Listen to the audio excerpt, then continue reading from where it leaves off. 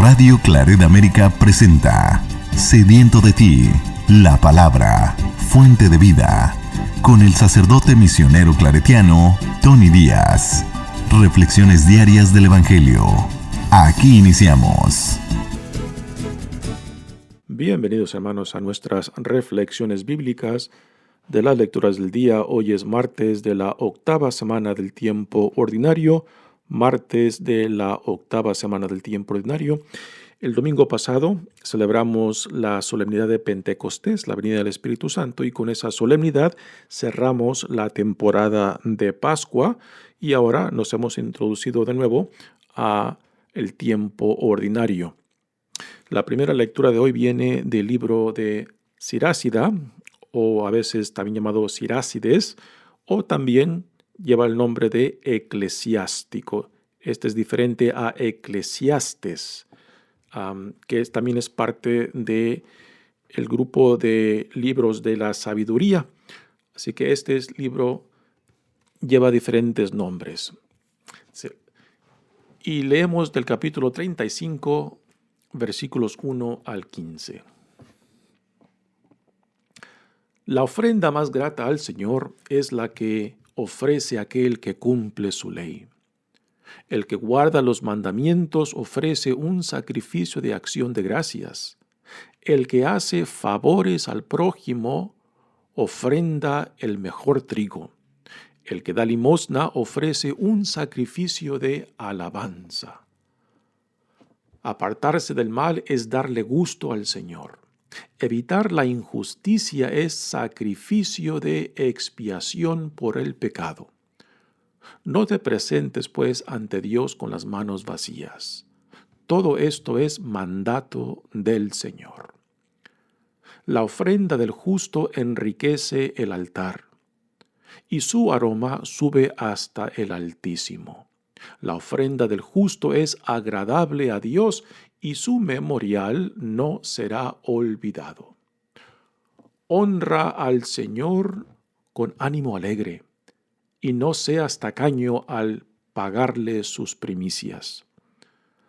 Haz tu ofrenda de buena gana, y santifica con gozo tus diezmos. Dale al Altísimo según la medida en que Él te ha dado a ti. Dale tan generosamente como puedas, porque el Señor sabe recompensar y te dará 7 veces más. No pienses en sobornar al Señor, porque Él no recibirá tus dones. Ni confíes en la ofrenda de cosas mal habidas, porque el Señor es un juez que no se deja impresionar por apariencias. Palabra de Dios. El salmo responsorial es el Salmo 49 y el responsorio es: Dios salva al que cumple su voluntad. Dios salva al que cumple su voluntad. Congreguen ante mí a los que sellaron sobre el altar mi alianza. Es Dios quien va a juzgar, y el cielo mismo lo declara.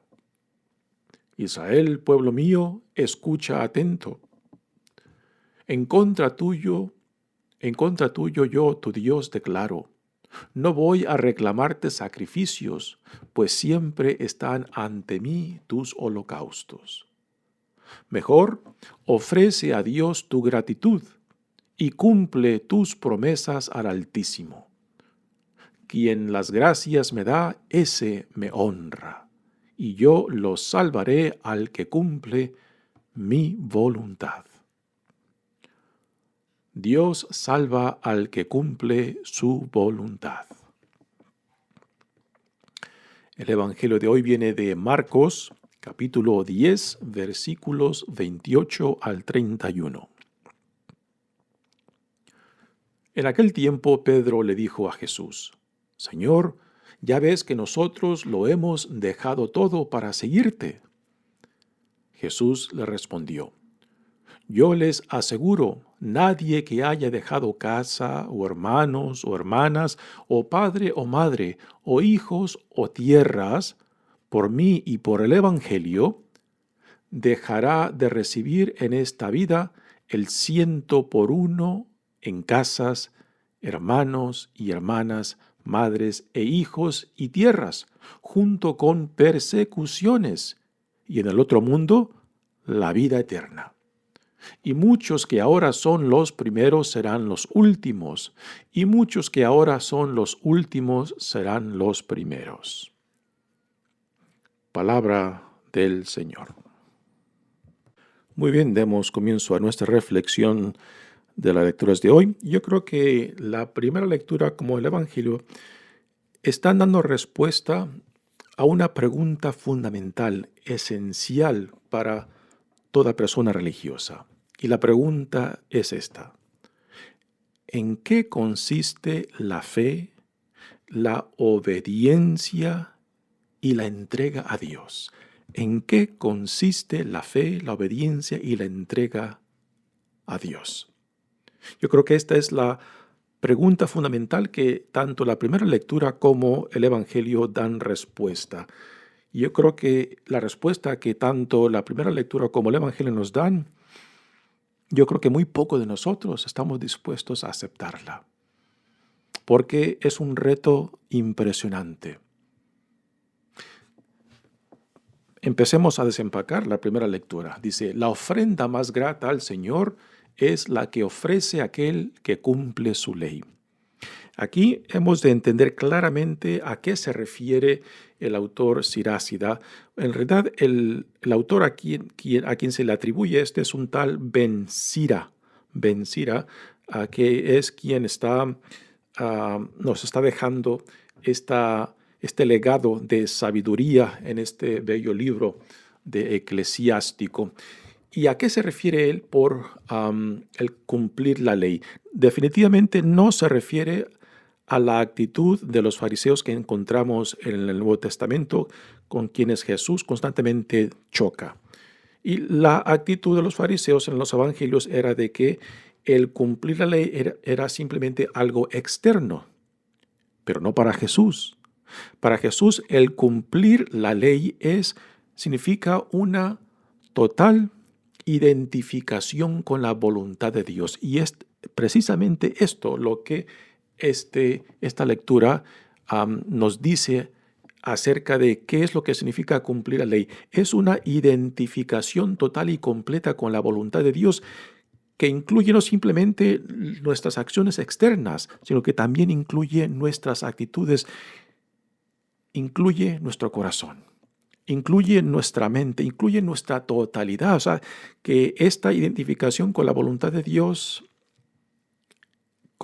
me compromete en todo, y que no hay nada que pueda quedar fuera de este compromiso, de esta entrega con Dios. Otra palabra que se puede utilizar de cumplir la ley es ser obediente a la ley. Pero repito, aquí el ser obediente no simplemente es una cuestión externa, no es una cuestión a rajatabla, es una identidad completa con aquel que te ha llamado.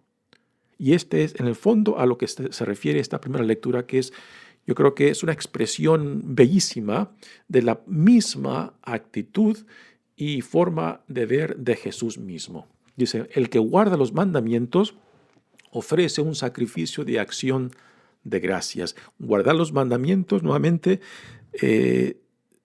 va al trasfondo del sentido de obediencia, entrega y compromiso con Dios. Es una identificación total con la voluntad misma de Dios. Y el cumplir los mandamientos, pues, es la mejor manifestación de esa relación con Dios, de esa confianza en Dios, que es algo que también lo encontramos en la tradición profética. Cuando Dios constantemente por medio de los profetas le dice a Israel, ¿no?, que está hastiado, está cansado de las ofrendas, de sus sacrificios, porque son solamente externos, porque no cambian, no transforman sus corazones. Y es esto lo que también este libro nos dice en esta lectura. El que guarda los mandamientos ofrece un sacrificio de acción de gracias. El que hace favores al prójimo ofrenda el mejor trigo. El que da limosna ofrece un sacrificio de alabanza. Y aquí lo que deja claramente, y yo creo que esto manifiesta claramente la mentalidad de Jesús mismo, ¿no? Una religiosidad que está desconectada de la justicia de Dios, la justicia social, es una religiosidad que no produce frutos. Es una religiosidad muerta. Y esto es algo que encontramos también en la tradición profética y que lo vemos claramente a Jesús, ¿no? Para Jesús, nuestra relación con Dios nos tiene que acercar, nos tienes que acercar al prójimo, nos tiene que acercar en hermandad, en solidaridad. Y esto queda clarísimo y es lo que está expresando aquí el autor de este libro. ¿Sí? Apartarse del mal es darle gusto al Señor. Evitar la injusticia es sacrificio de expiación por el pecado. No te presentes pues a Dios con las manos vacías.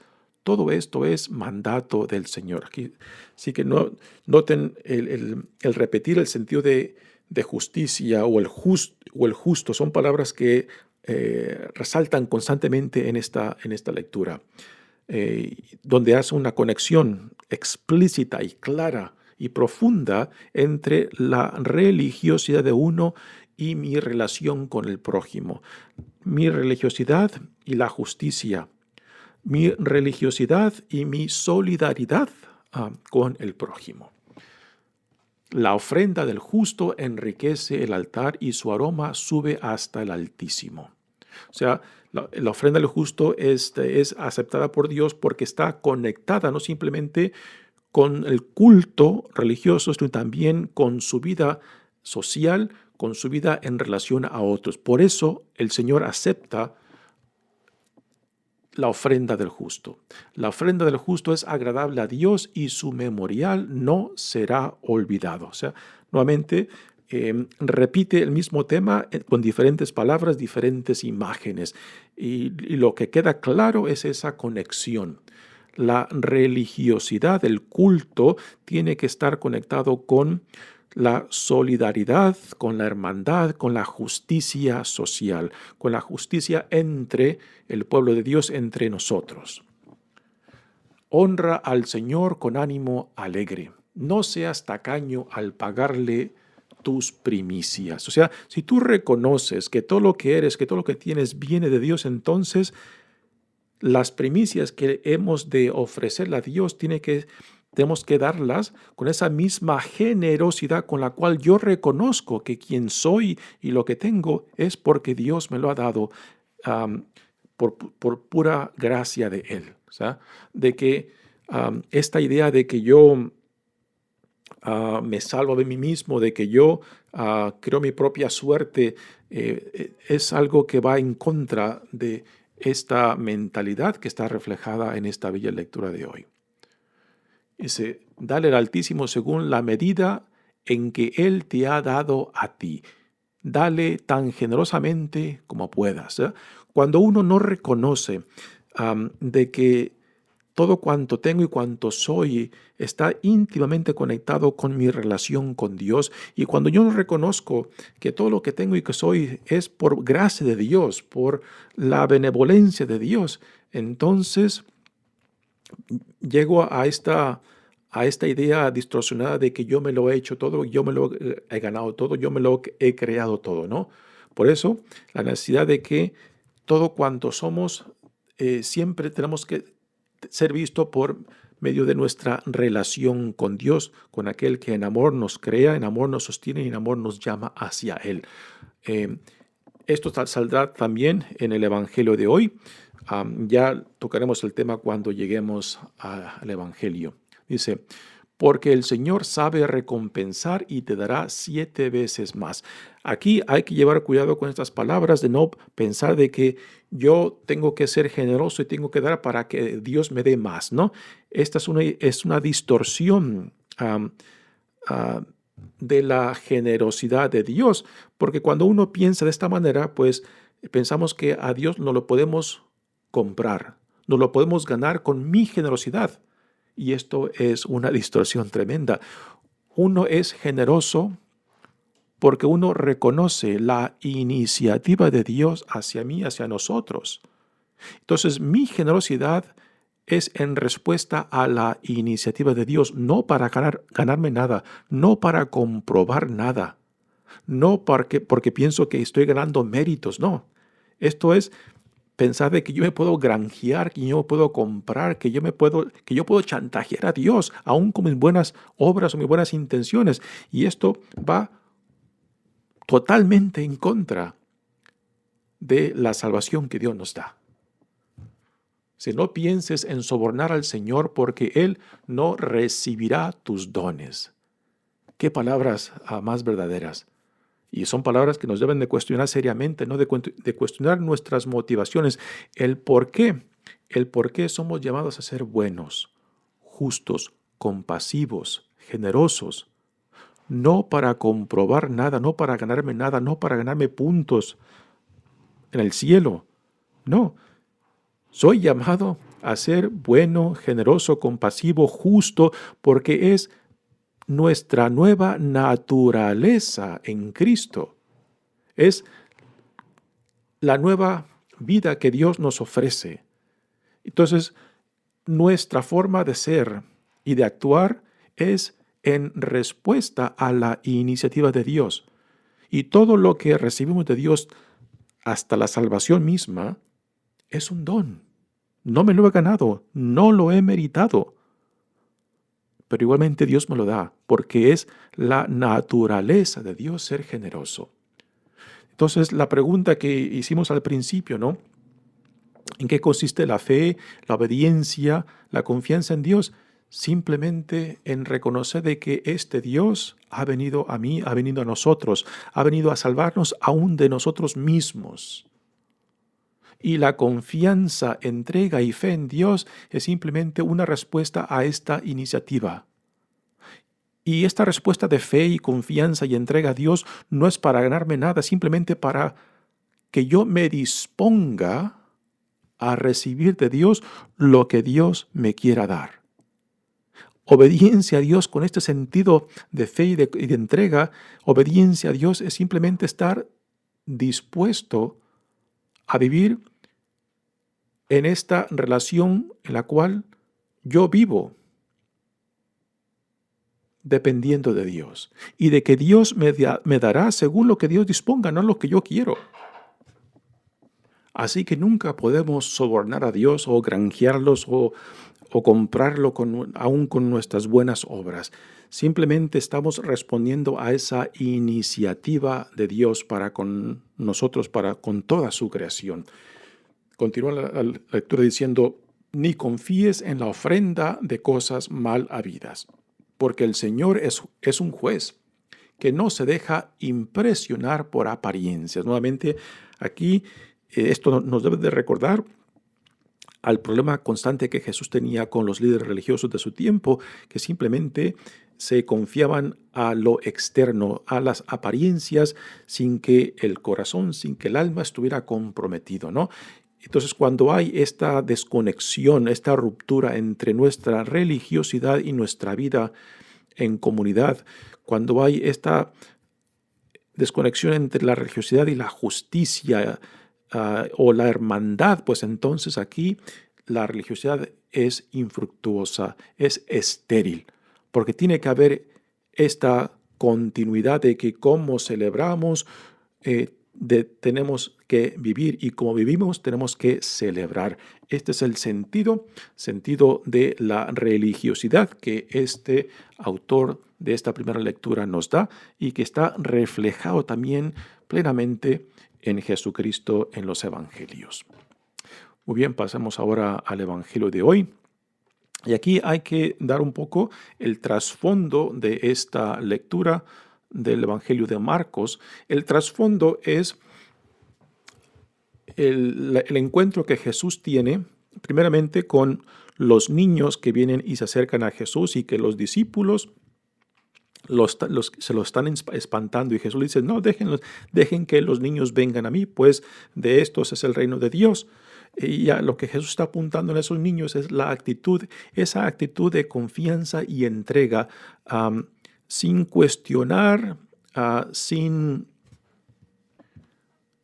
medir o calcular cómo uno se entrega. Es una entrega total. Y es esa la actitud de niños y niñas, de criaturas, ¿no? Cuando se les da esa confianza, se les crea ese ambiente de amor, entonces te lo dan todo, porque confían en ti. Entonces, esa es a lo que Jesús está apuntando cuando usa a los niños como ejemplo,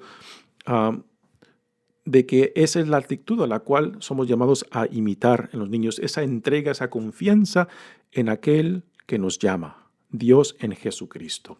Y después de esa escena con los niños viene el encuentro de Jesús con este joven rico que viene y le pregunta acerca de la vida eterna, qué es lo que tiene que hacer para entrar a la vida eterna, y Jesús le pregunta sobre los mandamientos. El joven le contesta que los ha cumplido desde que era niño. Y con esto pues se refleja este joven de que es un joven consciente de que desde su niñez ha buscado vivir una vida justa y recta. Pero Jesús después le dice, después de que él le contesta que ha cumplido desde su niñez los mandamientos, bueno, entonces ahora te invito para que te deshagas de todas tus riquezas y posesiones, las des a los pobres y después que vengas tras de mí. Y es ahí cuando el joven se queda triste y se marcha, porque no está dispuesto a desapegarse de sus posesiones, de sus riquezas, aun cuando lo que él busca es la vida eterna. Porque aquí hay una contradicción entre lo que él busca y el apego material a lo que él tiene. Él busca la vida eterna, lo cual es inmaterial, pero él está apegado a sus riquezas, a lo material. Así que su identidad está conectada con su riqueza y sus posesiones, pero va en busca de algo que no es material, la vida eterna. Entonces esa es la contradicción, y él no está dispuesto a deshacerse de aquello que le impide ir en busca y encontrar de lo que más ansía, la vida eterna, ¿no? Ahora, el problema de este joven rico no son sus riquezas, no es el hecho de que sea rico. Este no es el problema. El problema es su apego a sus riquezas, su apego a sus posesiones, su apego a su material, porque igualmente este mismo problema lo puede tener una persona pobre, una persona trabajadora, una persona que no sea rica, por ejemplo, si su riqueza está en su orgullo, ¿no? Y que no está dispuesto de desapegarse o deshacerse de su orgullo. Y a causa de ese apego a su orgullo, pues entonces prefiere decir no a la vida eterna o al reino de Dios que Jesús nos ofrece. Igualmente, podemos decir de una persona que está totalmente identificada con el coraje y odio a una persona, ¿no?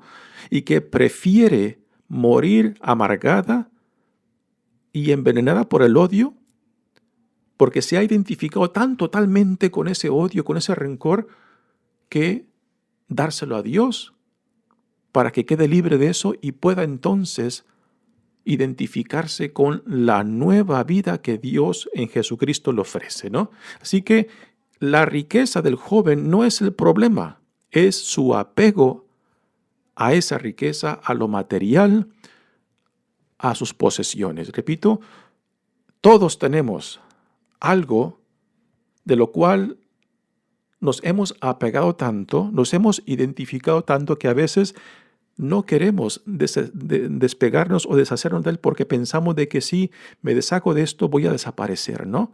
Y precisamente eso que no estoy dispuesto a desapegarme y a entregarle a Dios se convierte en el obstáculo principal para entrar, para recibir lo que yo más anhelo, lo que más busco.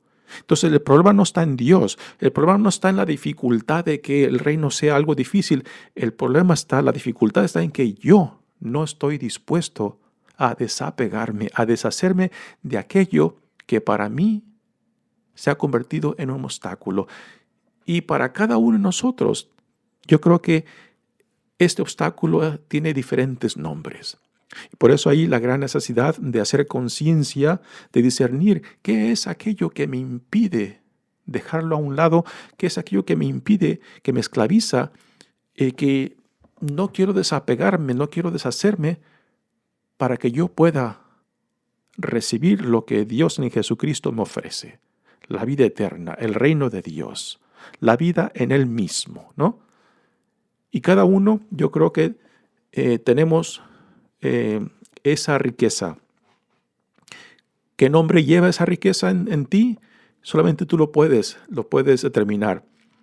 Y hasta que tú no puedas ponerle nombre y apellido a esa cosa, a ese obstáculo, a aquello que tú te has identificado tanto y apegado tanto, que rehusas, que rechazas hacerlo a un lado, pues entonces eso será tu peor enemigo, eso será tu peor obstáculo para que puedas identificarte plenamente con lo que Jesús te ofrece, el reino de Dios, la vida eterna ya desde aquí, en esta vida misma. Así que este es el trasfondo. Y después de que estas palabras de Jesús en torno a este joven que se va triste, Jesús les dice de que es mucho más difícil que un camello entre por el ojo de una aguja que un rico, ¿no? Y repito, aquí el problema no es la riqueza, el problema es el apego a la riqueza, porque hay ricos que son muy generosos, que viven sinceramente despegados de sus riquezas, que la tienen, la ven como bendición, que si no la tuvieran igualmente, ¿no? Pero no son la gran mayoría de ricos. La mayoría de gente rica pues están muy apegados. Su identidad está íntimamente conectada con sus posesiones, con sus riquezas, con su posición social, ¿no? Y este es el gran problema que Jesús identifica el por qué. Es más fácil que un camello entre por el ojo de una aguja que un rico entre al cielo. Y la reacción de los discípulos a estas palabras de Jesús fue de que se quedaron muy sorprendidos, porque la mentalidad de mucha gente el tiempo de Jesús, como la de sus discípulos, es la siguiente, de que ellos tenían la conclusión de que la persona que vive en abundancia, que vive con riquezas, es porque Dios lo ha favorecido. Y la persona que vive en dificultad y problemas y en pobreza es porque Dios no la ha favorecido. Y esta es una conclusión que Jesús rechaza totalmente, ¿no? Y por eso los discípulos se quedan sorprendidos a las palabras de Jesús cuando les dice eso de que es más fácil que un camello entre por el ojo de una aguja que un rico, porque la mayoría pensaban que el rico es rico porque Dios los ha favorecido y que por tanto están bendecidos. Entonces el pobre es pobre porque Dios los ha desfavorecido y así que están rechazados por Dios. Así que el rico, de cierta manera, la mentalidad de la gente del tiempo de Jesús y también de sus discípulos es de que los ricos ya estaban prácticamente en el cielo, porque Dios los había favorecido. Y repito, esta es una conclusión que Jesús rechaza completamente. Así que Pedro le pregunta, bueno, Señor, ¿y nosotros qué? ¿Nosotros qué? Ya ves que nosotros hemos dejado todo para seguirte, ¿no? Y aquí lo que Pablo no dice, lo que dice entre líneas es lo siguiente. Bueno, Señor, nosotros lo hemos dejado todo para seguirte. ¿Qué nos va a tocar, no? Y aquí se refleja también la mentalidad de Pedro, que no encaja bien con las palabras de Jesús, porque Pedro aún está pensando con esa misma mentalidad de que con mis buenas obras, con mis buenas acciones, yo me gano el cielo, me gano la gloria, me gano a Dios mismo. O sea, de que yo me puedo comprar a Dios. Y esto totalmente es rechazado por Jesús, porque a últimas la salvación, el cielo mismo es un don de Dios. Dios ha venido a nosotros en Jesucristo por pura iniciativa de Dios, para salvarnos de nosotros mismos. No porque lo meritamos, no porque éramos santos, sino porque Dios ama a lo que es suyo y quiere que todo cuanto Dios ha creado, quiere que llegue a la plenitud de la vida para la cual fue creado. Y aquí entramos todos, ¿no? Y esta salvación que Dios nos da, pues, es por pura iniciativa de Dios. Y por tanto, a Dios no lo podemos comprar, no nos podemos granjear, o como dice la primera lectura, no lo podemos sobornar, aún con nuestras buenas intenciones o obras, o por más santo que uno sea, ¿no?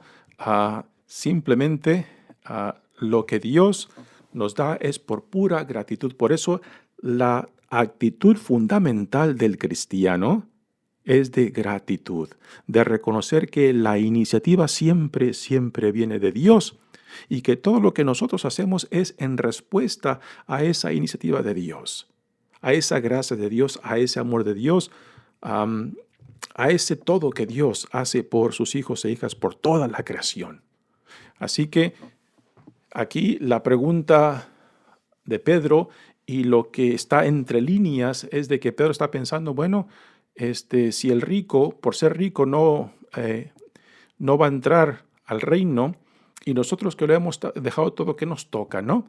Y aquí Jesús, la respuesta, pues, dice que aquel que lo ha dejado todo, que nadie que haya dejado casa o hermanos o hermanas o padre o madre o hijos por mí y por el evangelio dejará de recibir en esta vida el 100 por 1 en casas, hermanos y hermanas. Y esto de que Dios nos dé el 100 por 1 es por pura gracia de Dios, no porque lo hemos comprado, ¿no?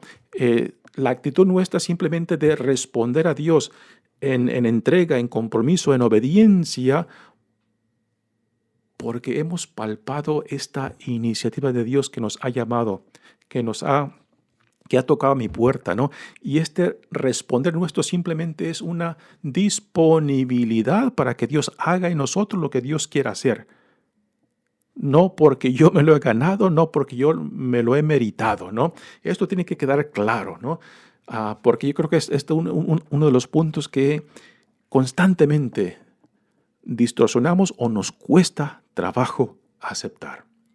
Y después Jesús, en esas últimas palabras, dice, junto con persecuciones y en el otro mundo la vida eterna, ¿no? Así que con todas las bendiciones que Dios nos da también, Jesús no les deja de recordar de que la fidelidad a Dios, la entrega a Dios también tiene consecuencias, no porque Dios exige el sufrimiento, sino porque el mundo está opuesto al plan de Dios. Y de ahí nacen las persecuciones de aquellos que buscan su voluntad. Mi nombre es Padre Tony Díaz, misionero claretiano. Que Dios los bendiga. Radio Claret América presentó Sediento de ti, la palabra. Fuente de vida. Sus comentarios son importantes. Contáctenos en radioclaretamerica@gmail.com.